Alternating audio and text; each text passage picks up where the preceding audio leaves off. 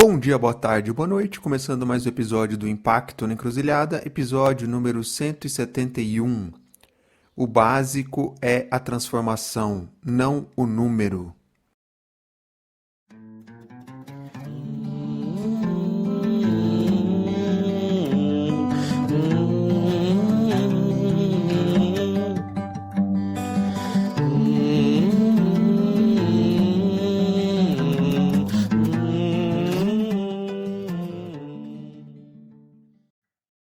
Bom, e nesse episódio eu tive a alegria de receber o professor Barque, Edgar Barque, professor e coordenador do Centro de Empreendedorismo da Fundação Getúlio Vargas, da FGV, conselheiro de algumas organizações e também consultor.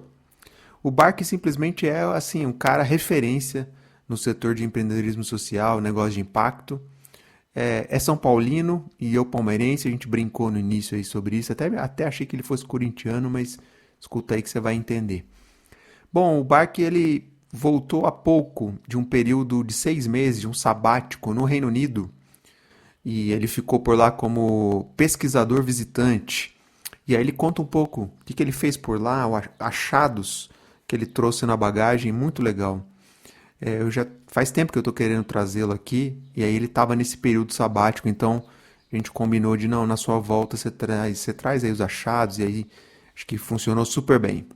Bom, e dentro do campo de negócio de impacto, o Barque vem atuando nessa agenda aí desde o início, desde quando tudo era mato, assim como a professora Grazi, que passou aqui no episódio anterior, o Haroldo, enfim, pessoas aí que são, dentre outras, que são pioneiros nessa agenda. E dentro desse amplo de campo de negócio de impacto, o Barque vem atuando na agenda de negócio de impacto periféricos, né, do empreendedorismo negro. Essa é a frente que ele vem trabalhando.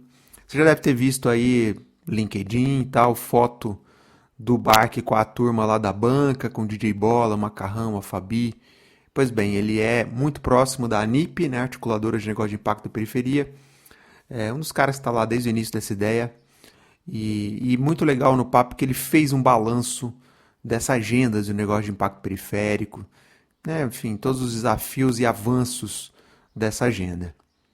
É curioso, porque quando eu tenho o privilégio de receber alguém mais pioneiro, né, nessa agenda aqui no Brasil, na agenda de negócio de impacto, eu pergunto um pouco como é que o Brasil está nessa foto, e é legal que há uma certa concordância de que o Brasil está bem na foto, mas ele escorrega em alguns pontos, né? E um desses pontos é a área de Social Impact Bonds, né, títulos de impacto social, e como o governo é um ator relevante para orquestrar esse tipo de arranjo. Bom, note aqui, amigo ouvinte, que quando o Barque cita no papo os negócios de impacto social, ele faz no passado, ou seja, os negócios de impacto foram importantes, e não no presente. Na avaliação dele, ele entende que a gente deveria trabalhar menos os negócios de impacto em si, né, ficar discutindo o conceito, e mais no impacto que essas iniciativas geram, os negócios de impacto, as ONGs, as OSCs, o governo e tantos outros atores e setores que geram impacto. Então é menos pelo conceito e mais em fomentar a inovação social que há nos vários setores. Então eu concordo com ele, acho que a gente deveria pensar menos no ator e mais no impacto. Tô contigo nessa, Barque. Bom, é muito interessante a reflexão que ele faz aqui, situando os negócios de impacto como sendo um dentre os vários atores contidos no amplo campo da sociedade civil, e que na visão dele é um erro jogar luz em apenas esse ator, os negócios de impacto, porque quanto mais luz, mais cegueira nos dá, né? Interessante essa análise. Bom, e o título do episódio vem de uma aspas do Barque, com a qual eu concordo muito, que é: o básico é a transformação, não o número. Essa frase veio na pergunta que eu fiz para ele sobre o risco da agenda de impacto social virar uma maquiagem, né, um washing, um marketing.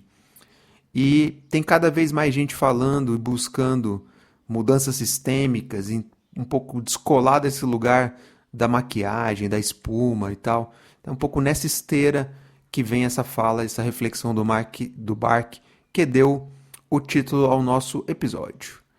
Bom, e se você gosta do conteúdo que a gente produz aqui, considere se tornar um apoiador do podcast, junte-se a outras pessoas iluminadas que mantêm esse trabalho de pé, passa lá no Apoia, esse link está aí na descrição e veja como colaborar.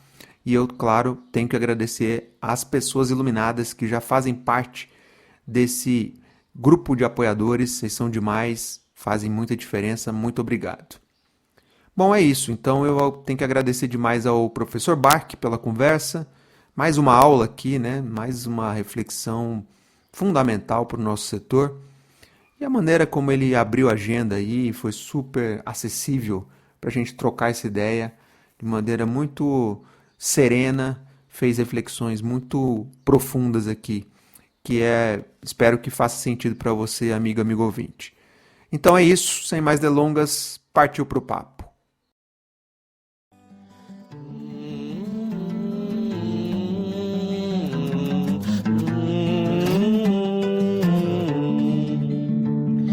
Carol, que te faz gostar dos dias, te faz levantar do colchão. Carol, que te traz a alegria, a chama que acende o coração.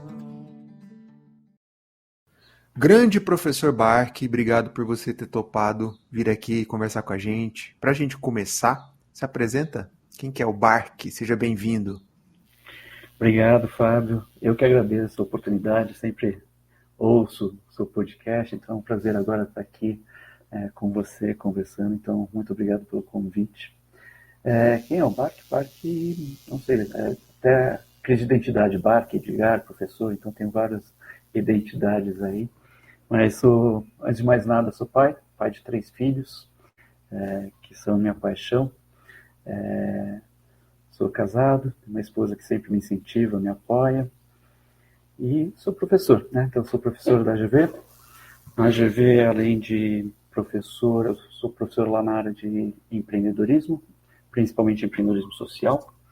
Sou também o coordenador do Centro de Empreendedorismo da AGV, em que lá a gente foca muito a questão de empreendedorismo social mesmo, né? Como que a gente pode buscar um empreendedorismo com mais impacto. Além disso, sou conselheiro de 5 organizações da área social, de negócio de impacto, organizações da área de negócio de impacto, e também faço umas consultorias na área de teoria de mudança, na área de estratégia de impacto, junto com o Haroldo Torres e com o Otávio Barros. A gente faz um bem bolado aí. Que legal. Bom, então eu já deixo o link para quem está ouvindo o episódio com o Haroldo, já passou por aqui, então foi muito massa. Conta um pouquinho mais do lado pessoal, assim, você gosta de futebol, é de São Paulo, gosta de cozinhar, enfim, acho que é legal também trazer esses lados. Muito bom. Eu gosto de futebol e eu acho que ultimamente é melhor eu torcer para o time contrário, porque sempre perde o meu time, então eu sou um torcedor frustrado ultimamente, mas continuo torcendo, adoro futebol, adoro ver, gosto muito de viajar, então adoro viajar quando possível, nem sempre é possível estar viajando, mas sou muito família, sou muito ficar em casa, ficar tranquilo, ficar com meus filhos, minha esposa, então eu sou mais uma pessoa mais da casa, de casa, e quando possível viajar, sair um pouco, conhecer um pouquinho o que tem aí fora, que é sempre curtido e gostoso, né? Que legal. Bom, eu acho que você deve torcer contra o meu time, tá? Pela sua fala. Com certeza. Já identificamos Mas, aqui. ultimamente é difícil torcer contra esse seu time, né? Bom, É uma luta em glória.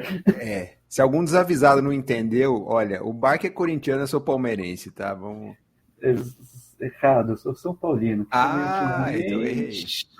Pô, mas seu time tá bem, Bark. Achei que você tava numa draga, não. São Paulo tá bem. Não, tá. Qual foi a última vez que foi campeão? Copa do Foi ano Brasil. passado. Foi ano passado. Já foi pior. Não, então É que nós eu tô podemos. acostumado com os anos 90. Mas você vem de uma época também que vocês ganharam tudo, né? A gente pode pelo menos se unir pra zoar aqui os corintianos que estão numa pior. Acho que é uma boa. Não precisa, não merece. Mas, cara, legal, assim, eu tento, a gente tá brincando aqui, mas a gente sempre tem outras coisas além do nosso crachá, né? Então é legal poder trazer esse aspecto. Agora, cara, você acabou de voltar de um período sabático fora do país, você estava no Reino Unido. Queria que você contasse um pouquinho dessa experiência, como é que foi, para onde você foi, o que que você fez lá, enfim, conta um pouquinho pra gente. Foi uma delícia, um privilégio, né? Antes de mais nada, um grande privilégio poder parar 6 meses. E eu fui para uma cidadezinha de 50 mil habitantes que chama Durham, que é no norte da Inglaterra, mais perto da Escócia. Que lá tem uma cidade que é basicamente uma universidade, a Universidade de Durham, lá que é bem forte. E foi muito bom, que você acabou de falar, né? Nos dois aspectos, né? No aspecto profissional e no aspecto pessoal. Então, primeiro no aspecto pessoal, né? Sair de uma cidade tipo São Paulo para ir para uma cidade com 50 mil habitantes, com uma tranquilidade, uma coisa que acho que uma das coisas que a gente teria que trabalhar muito no Brasil é a questão da segurança, né? Então, com você poder andar tranquilamente de noite, ter casas sem muros, então, tudo isso faz com que você tenha uma possibilidade de vida que é muito melhor, né? Muito mais tranquila, muito gostosa. Então, teve esse lado pessoal, dessa tranquilidade, dessa paz, que é muito boa. E do lado profissional também é excelente pelo contato, pelos contatos que a gente teve lá, pelo contato com a universidade, com os professores, entender um pouco melhor nosso papel aqui enquanto professores do Brasil, quando a gente vai para uma agenda global, como que a gente pode trazer mais forte uma questão do decolonial, de uma visão de o que significa empreendedorismo fora do norte global, o que significa os negócios de impacto, empreendedorismo social fora desse contexto, né, que muito se fala a partir do contexto do norte global. Então essa possibilidade de troca profissional é impagável, né? Então é muito bom. Pena que dura pouco, né? Mas é bom e com certeza um privilégio muito grande que eu tive e agradeço por esse privilégio que consegui ter aí na vida. E assim, você ficou quanto tempo lá? Qual que era a agenda por lá? Fiquei 6 meses lá, fiquei o primeiro semestre de 2024 fiquei lá. E a agenda pro meu lado, era muito pesquisa mesmo, né? Então, fui como pesquisador visitante lá da Universidade de Durham. Então, fiquei lá e muito dialogando com os professores de empreendedorismo social da Universidade de Durham. Então, participei de disciplinas, participei de workshops, fiz visitas a outras universidades. Então, dentro desse campo de pesquisa mesmo, e tentar realmente entender como que a gente pode dialogar mais com outros acadêmicos também, não apenas do Brasil, mas de fora também, mas sempre tentando trazer essa pauta, que é a minha pauta, né, de empreendedorismo social de periferia. Né? Então, como que a gente consegue trazer essa pauta para fora do Brasil também, né? Essa pauta, empreendedorismo social de periferia, existe no norte global ou é uma coisa que eles olham de uma forma meio estranha?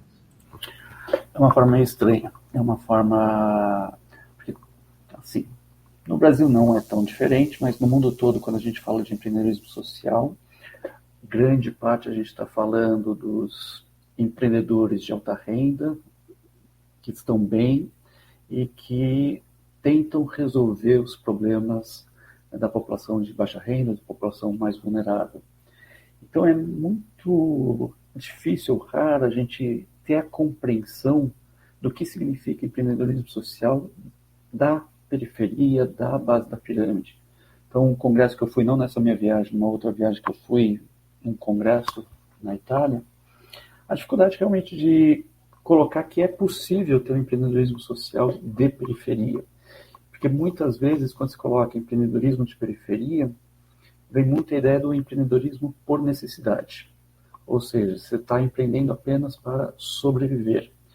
Mas como a gente pode mudar a mentalidade, a ideia de que sim, é possível, a partir da periferia, buscar resolver os problemas sociais que estão na periferia. E não precisa ter o Salvador que vem de fora com a ideia brilhante, mirabolante, mas que totalmente desconectada com a realidade local. Então, apesar de ser meio óbvio isso é uma coisa ainda que tem que ser dialogada, tem que ser explicada, tem que ser trabalhada, para a gente fugir dessa coisa de o empreendedorismo de periferia ou o empreendedorismo por necessidade. O empreendedorismo social é quem tem os recursos, tem a possibilidade, vai lá para salvar quem precisa mais. Então, essa mudança de mentalidade ainda tem uma jornada aí que eu acho que a gente ainda tem aí pela frente, né?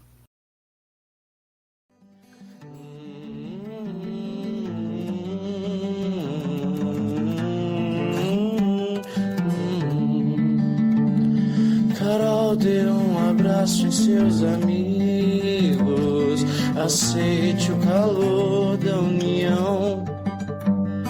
Carol, veja que a vida faz sentido e deixe o sol entrar. Agora, Barque, em geral as pessoas têm assim, um pouco uma visão de que o Brasil está sempre atrás nessas agendas de empreendedorismo social, no sentido mais amplo. O que você viu de coisa inovador lá fora que você fala, nossa, o Brasil realmente está atrás ou pelo contrário, o Brasil não deixa a desejar em nada nesse tema? Eu não acho que o Brasil deixa a desejar em nada, realmente, né? Eu acho que o Brasil tem muita coisa boa, tem algumas coisas que a gente pode melhorar, né? Então, coisas, por exemplo, que tem lá fora, em muitos países que a gente ainda não conseguiu colocar aqui, são, por exemplo, os títulos de impacto social, impact bonds, é uma coisa que a gente não conseguiu. Eu acho que essa parceria entre governo e segundo setor, eu acho que é uma coisa que a gente tem muito ainda a melhorar aqui, né?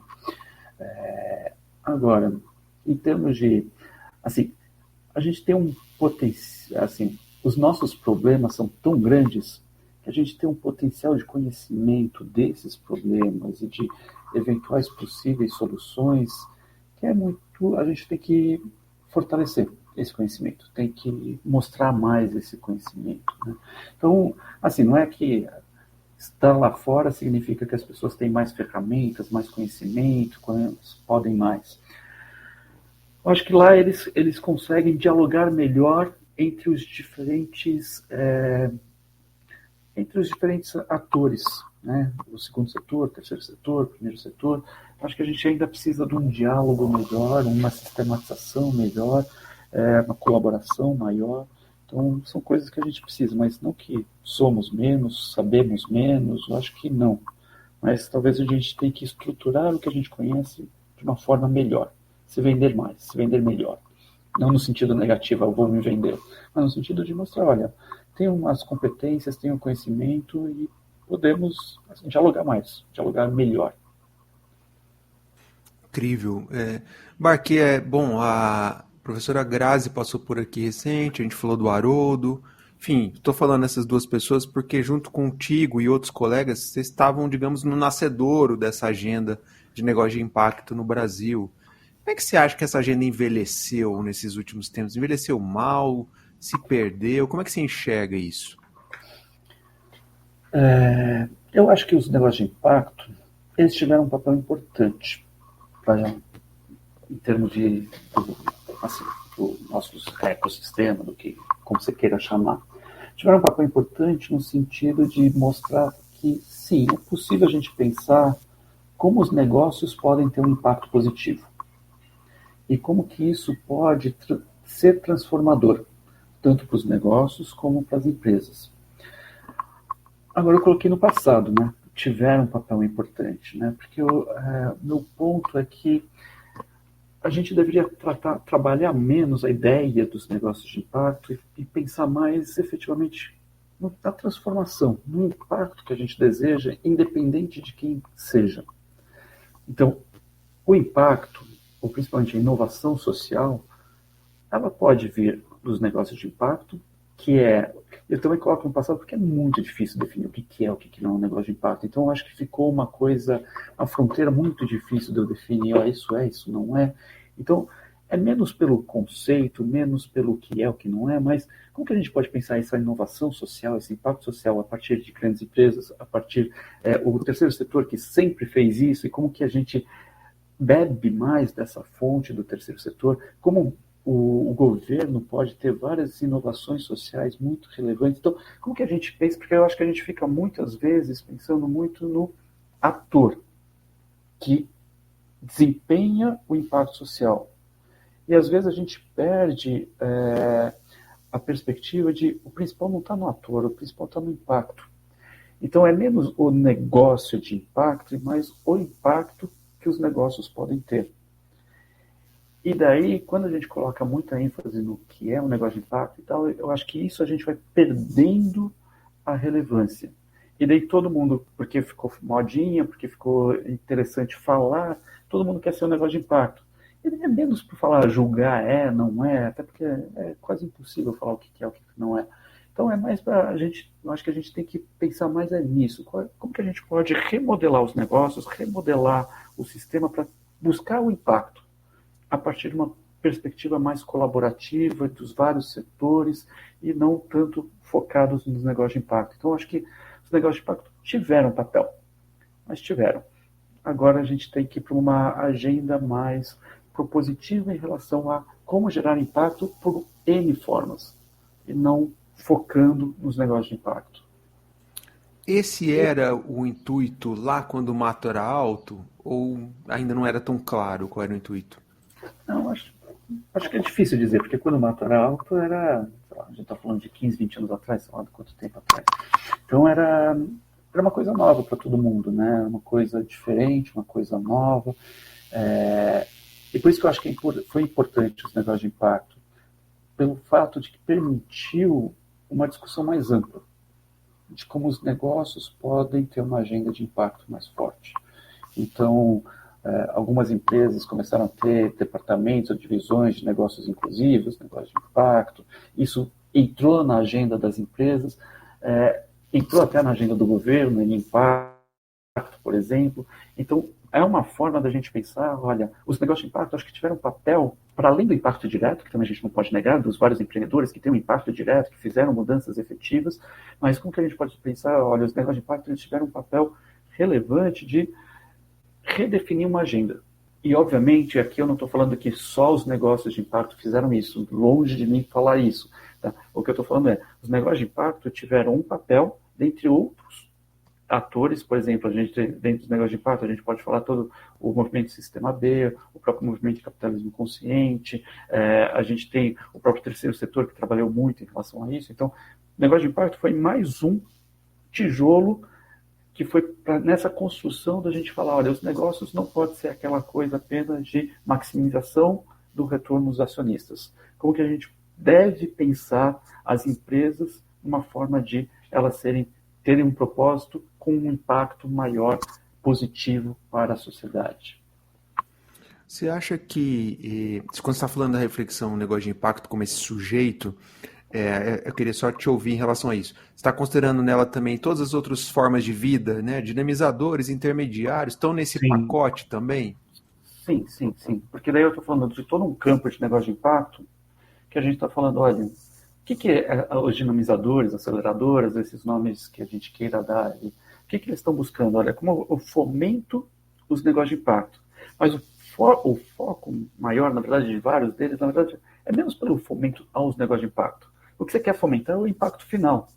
Então, quem é esse agente que vai fazer essa transformação final?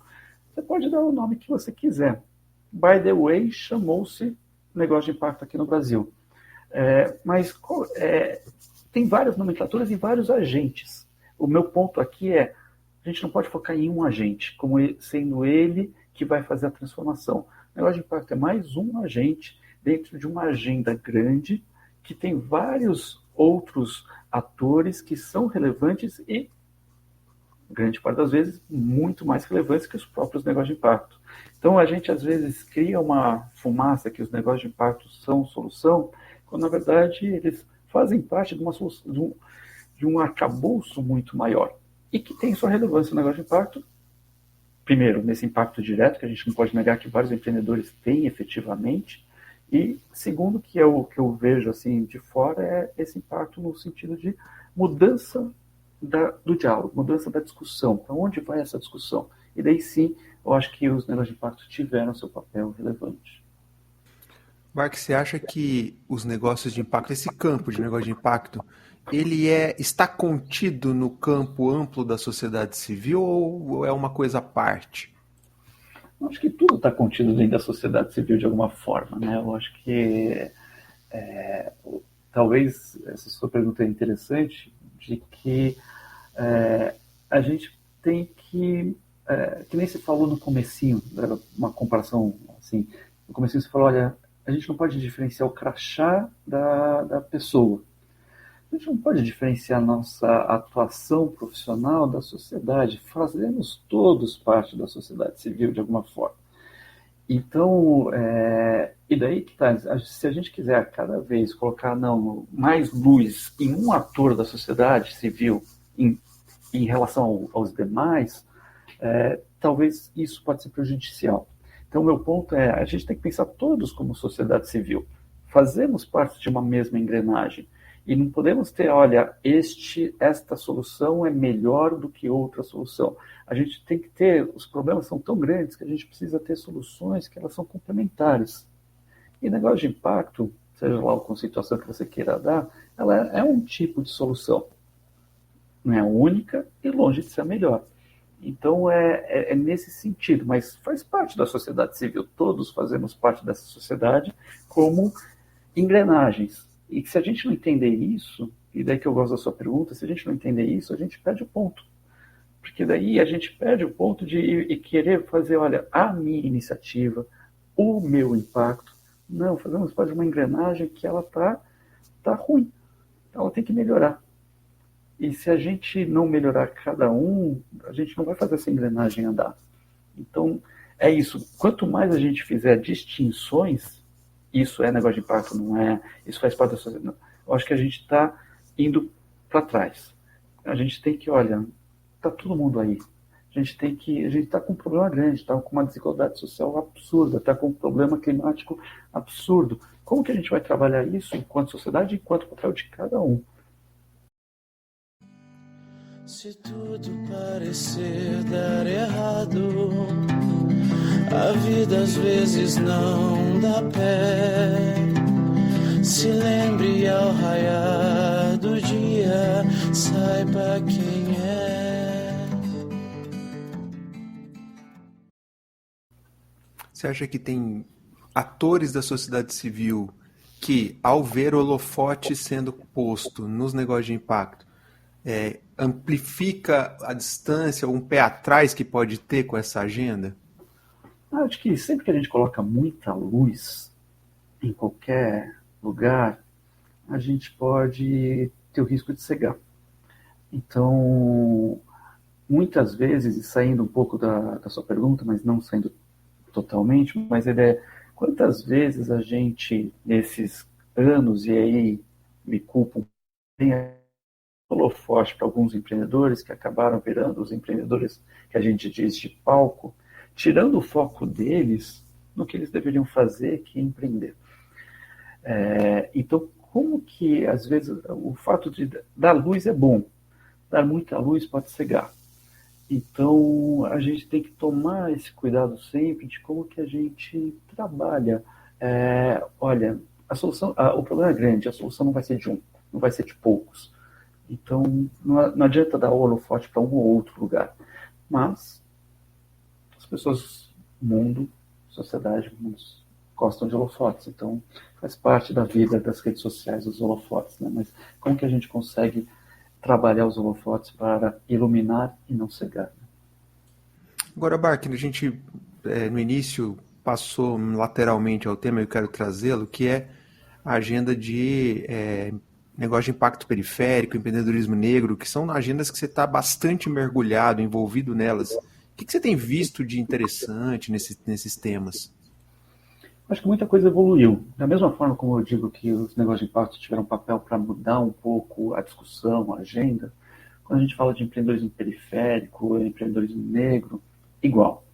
Então, quando a gente, por exemplo, eu fiz parte, com muita honra, da cofundação da ANIP, né, Articuladora de Negócios de Impacto e Periferia, que o grande criador, a banca, né, o Pó, a Fabi, o Macarrão, a banca, junto com a Artemisia, então foi a banca, a Artemisia e a FGV. E quando a gente começou a trabalhar a NIP, dentro deste ecossistema nosso de negócio de impacto, pouco falava-se sobre periferia. Então teve uma evolução nesses 7 anos, muito grande em relação de novo, colocar a luz, os holofotes para a periferia, né? Mostrando, olha, tem uma potência muito grande na periferia, e a gente tem que olhar de outra forma e não apenas como aquela coisa do branco salvador que vai lá e tem a solução. Então eu acho que se avançou muito, e da mesma forma avançou-se muito na questão do empreendedorismo negro. O empreendedorismo negro foi muito alavancado também com a questão do George Floyd, que daí alavancou, mas a gente tem que tomar muito cuidado e ser sempre muito vigilante. Por que eu digo isso? Porque a gente vê nessa agenda dos últimos 6, 7 anos um avanço muito grande, mas quando a gente fala, por exemplo, especificamente de empreendedorismo negro, você vê que a agenda nos últimos tempos começa a ficar menos forte. Porque é um tema mais sensível, mais difícil, então a gente vê que muitas organizações deixam de investir pela sensibilidade e por falar, de alguma forma já foi feita alguma coisa. Não, a gente tem uma questão racial que, infelizmente, ainda vai demorar muitos anos se a gente fizer muito bem feito muita coisa. Então, teve um avanço, mas a gente não pode permitir retrocesso, no sentido de menos investimentos, no sentido de uma perspectiva de como a gente pode trabalhar melhor essas questões. E outro ponto, isso em relação ao empreendedorismo negro.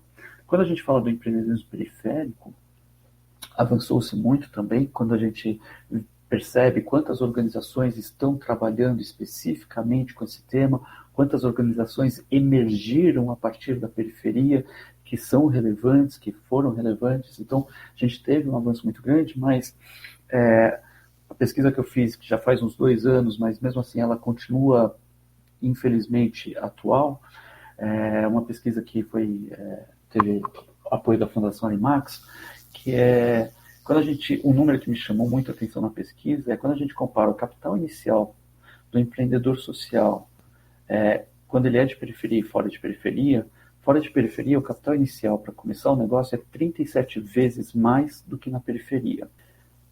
Isso sem falar, começa assim, mas depois você piora a situação porque você tem uma dificuldade muito maior para acesso a crédito, você tem uma questão de qual é o seu capital social, as redes que você forma, então você tem fora da periferia 36% mais parcerias do que na periferia, então você tem uma série de questões aí que, apesar de ter um avanço grande, o abismo é fenomenal, né? É imenso. Então, a gente construiu talvez uma partezinha muito pequena de uma ponte para suprir esse abismo, né? Então, dado o problema social que a gente tem, tanto na questão de renda social quanto de raça, a gente precisa muito mais. E a gente não pode perder a mão com isso. Então, é uma vigilância constante e importante a gente estar sempre trazendo que é preciso, fazer mais, e 2, talvez mais importante, não é só fazer mais, é quem vai fazer mais, né? Então, como realmente a periferia é protagonista dessa solução, como os negros são protagonistas dessas soluções quando a gente fala de empreendedorismo negro. Então, a gente tem que... a voz desses empreendedores, elas têm que ser mais ouvidas.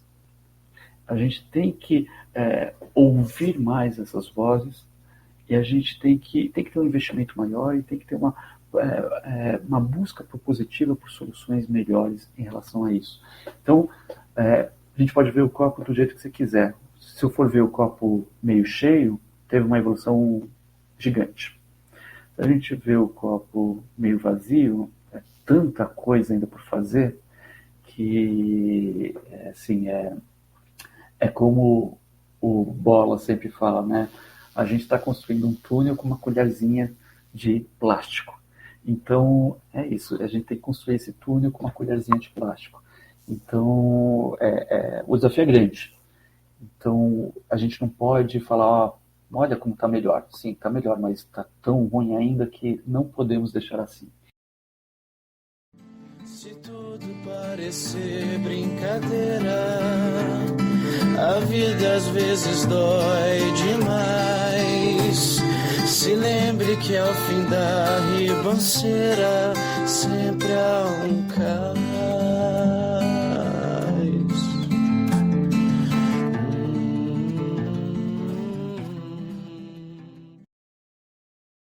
Cara, e você citou aí o Bola, o Macarrão, a Fabi. A Fabi já passou por aqui, vou deixar o link na descrição para depois quem quiser ouvir o papo com ela, que foi incrível. Bark, uma das críticas que eu escuto em relação ao avanço dessa agenda do empreendedorismo periférico, negro, etc., é que muitas vezes ele está centrado nas periferias de São Paulo, da grande São Paulo. Como é que você lida com esse tipo de comentário? Apenas concordando, né? Acho que é uma realidade. A gente falou antes de como que as pessoas de fora do Brasil enxergam ou não enxergam o Brasil, né? No sentido de que a gente está invisibilizado, as soluções daqui não tem vez, então parece que lá, tudo que vem de lá é melhor. O que a gente faz com São Paulo espelha exatamente a mesma questão. Então, você tem soluções, você tem empreendedores fantásticos fora do eixo Rio-São Paulo. E muitas vezes são invisibilizados. E para serem visibilizados, muitas vezes vêm para cá, para São Paulo. Então, a gente tem que... como que a gente consegue fazer? É que são tantos problemas, tantas questões, que a gente não dá conta. Então, é importante, sim, a gente trabalhar todas essas questões de periferia e da questão do empreendedorismo negro, e é importante fazer isso também de uma forma que você consiga trabalhar isso nos vários locais, né, nas várias regiões, e realmente não só levar, mas trazer, no sentido de novo, não é a gente que vai levar a agenda e falar, olha, é assim que se faz ou assim que está certo, mas como a gente vai lá, não nesse sentido, mas vai lá para ouvir e para dar força no que a gente pode. E ser mais parceiro do que o protagonista que quer resolver. Então, tem uma questão, sim, primeiro, quase tudo acontece em São Paulo, Rio. E segundo, qual que vai ser a nossa posição enquanto pessoas aqui de São Paulo, Rio, quando vão para lá. Então, você teve a fala com a Fabi me ensina muito nessas questões, né? Então, de como que a gente pede licença, né, para chegar num lugar diferente? Como que a gente fala, olha, eu não vim com a solução, eu vim para ouvir e, quem sabe, contribuir. É assim que a gente chega, ou assim que a gente deveria chegar. E dar esse espaço para quem não está nesse eixo Rio-São Paulo. Então, por exemplo, a NIP, uma dos focos foi exatamente sair desse eixo e trabalhar muito empreendedores do Norte, Nordeste, Centro-Oeste, Sul. A NIP fez, no ano passado, um fórum lá no Amazonas. Então, na verdade, na Amazônia, não foi na Amazônia. Como a gente consegue trabalhar melhor esse Brasil enorme que a gente tem, com todos os programas que a gente tem aqui. Incrível. Marco, só para fechar esse tema do empreendedorismo periférico, empreendedorismo negro, só para te ouvir em relação a nós dois somos homens brancos muito entusiastas e engajados nessas agendas. Ainda ocorre de a gente levar um dedo na cara e de questionar o nosso lugar nesse espaço? Como é que você lida com isso? Assim, sempre é difícil, porque realmente a gente não tem o lugar de fala, e a gente vem de uma sociedade que ela é muito racista, preconceituosa.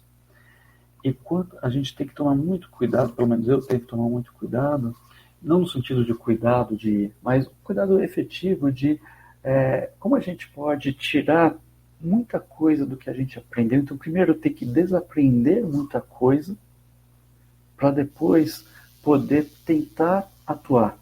E o tentar atuar com a dificuldade de quem quer fazer muito, de não atropelar. Então, que eu tento, não sei se eu consigo ou não, ir não com soluções, ir para a periferia não com a ideia de como deve se resolver, mas ir com uma lente com um ouvido aguçado, com um olho aguçado para ouvir, ver, entender e estar lá sempre. Então, assim, eu falo muito de empreendedores de periferia, eu não sou de periferia, não tenho esse lugar de fala e não pretendo ter esse lugar de fala porque não é meu. Mas isso não tira o fato de eu buscar sempre, toda semana, o máximo que eu consigo, estar na periferia. Então, por quê? Porque é ali que eu vou entender de fato. Não vai ser da GV no centro que eu vou entender de fato as questões. Então tem uma questão de, primeiro, eu acho, leva um tempo grande. Eu falo de periferia, mas eu visito e vou constantemente há mais de 10 anos para a periferia. E então tem uma questão de tempo, não tem uma solução imediata, tem uma solução de tempo, uma questão de tempo para a gente estar lá, entender e realmente a gente treinar a nossa forma de como que a gente pode entender uma lógica diferente, porque é muito legal falar de decolonial, de novo, sendo um homem branco que não veio da periferia. Mas o que significa efetivamente este decolonial? E quais são os saberes que são da periferia? Então, ontem eu estava lá na Imperifa, que é lá na Zona Leste, aqui de São Paulo. E a discussão com a Imperifa, com o Márcio, o João, era quais são esses saberes da periferia que a gente pode trazer para o mainstream, vamos dizer assim, eu não queria falar em inglês, mas o mainstream. Então, como que a gente traz esses saberes e realmente não olha, é um saber, mas esse vale menos, porque é um saber de periferia. Não, como que esse saber ele é potente, ele é forte e pode ensinar? Então, nessa questão, por exemplo, tinha uma disciplina na GV que a gente levava os jovens da GV para a periferia para trabalhar junto com os jovens de periferia. Em nenhum momento eu queria que os jovens da GV fossem lá ensinar ou falar alguma coisa, mas a partir das trocas, os dois lados ganham. Então, quando eu vou para a periferia, é muito no sentido da troca. Eu posso trazer algum conhecimento que eu tenho, mas eu levo muito conhecimento do que vem de lá, da periferia. Então, eu acho que uma coisa é o ser entusiasta, mas não pode atropelar. É o entusiasta que vai lá e se coloca no seu lugar, no sentido, olha, a resposta não pode vir de fora para dentro. A resposta vem de dentro, e no meu papel de professor, o que eu posso tentar, o que eu tento, é fazer essa tradução de linguagens. Então, o que é uma linguagem que vem de fora da periferia, que pode ser interessante para a periferia? O que é uma linguagem que é da periferia, que vem para fora? Essa questão de linguagem, eu acho que é extremamente importante a gente não dar atenção para isso. Então, a gente fala, por exemplo, começar pela palavra empreendedor. Quando a gente fala da linguagem, o empreendedor, a palavra empreendedor, ela vem do norte, ok, não é esse o problema, mas o problema é que ela vem carregada de vários significados. Então, o empreendedor é aquele que, sem falar do genótipo desse empreendedor, mas é aquele que busca muito escalar, crescer e ganhar muito, com muita gente trabalhando, que não necessariamente é a melhor solução e não necessariamente é o que muita gente que é da periferia, que faz muita coisa muito legal, busca. Será que é empreendedor social de periferia ou é um outro nome, que não sei qual é, mas que é da periferia que está fazendo coisas muito legais num outro conceito que pode ser muito melhor? Porque esse conceito do empreendedor Elon Musk não deu certo, quer dizer, para a sociedade como um todo. Então a gente tem que buscar outros conceitos. Então, onde está na periferia, outras visões, outros modelos que podem ser potentes, e a gente sai desse modelo de o empreendedor a empreendedor de sucesso, a jornada do herói. Não é por aí. É como que a gente tem modelos diferentes. Então, nesse entusiasmo de querer ir para a periferia, mesmo não sendo da periferia, isso é não ir apenas falando com a boca. É ir primeiro com os ouvidos, com os olhos, e a boca participa também na troca, mas nunca numa linguagem de eu tenho a resposta.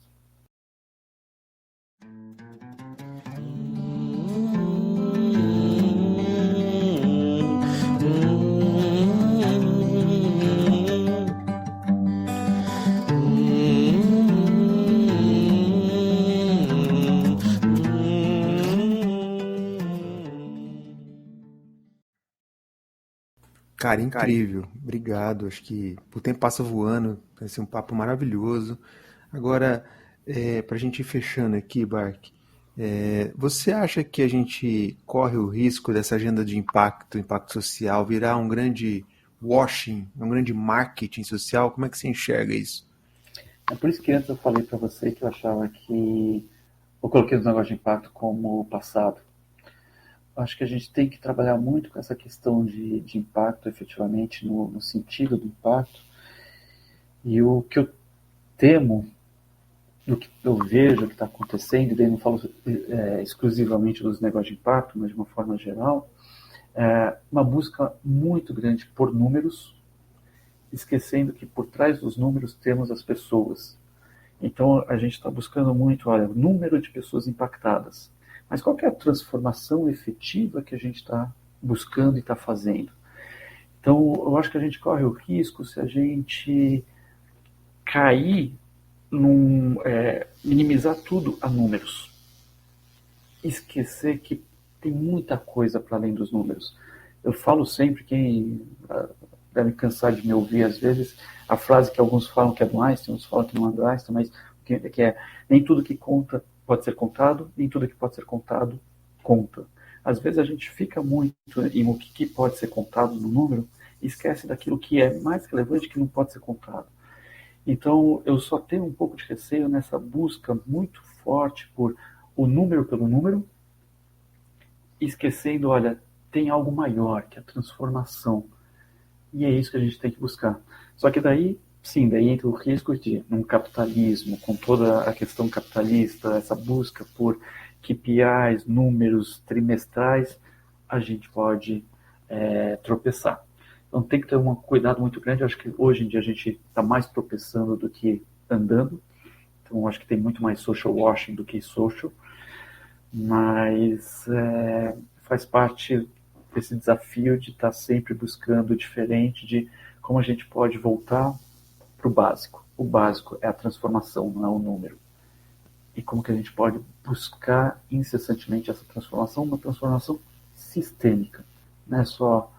Porque senão a gente vai fazer uma roda girar, sendo que a roda não sai do lugar. A gente sempre está no mesmo status quo.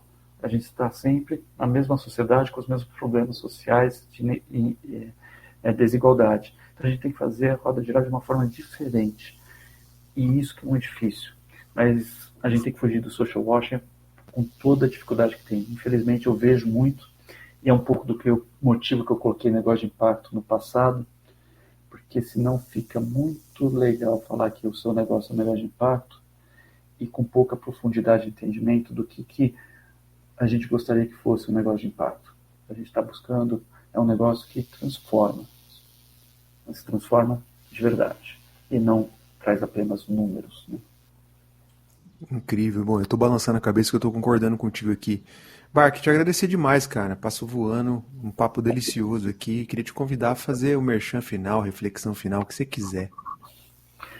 Não tenho muito merchan final, mas o que eu estou pensando muito ultimamente é a gente tem que o impacto direto é muito importante, a gente tem que continuar muitas ações que são feitas, que são maravilhosas, isso não pode parar, mas como a gente tem um pensamento também, uma mudança mais sistêmica, uma mudança mais de transformação da sociedade, porque se a gente continuar fazendo sempre da mesma forma, a chance de não ter mudança é muito grande, né? Então a gente tem que buscar essa mudança mais sistêmica, né? A gente está com uma sociedade doente, em guerras, desigualdade, está muito doente, e a gente precisa repensar. A gente precisa repensar modelos.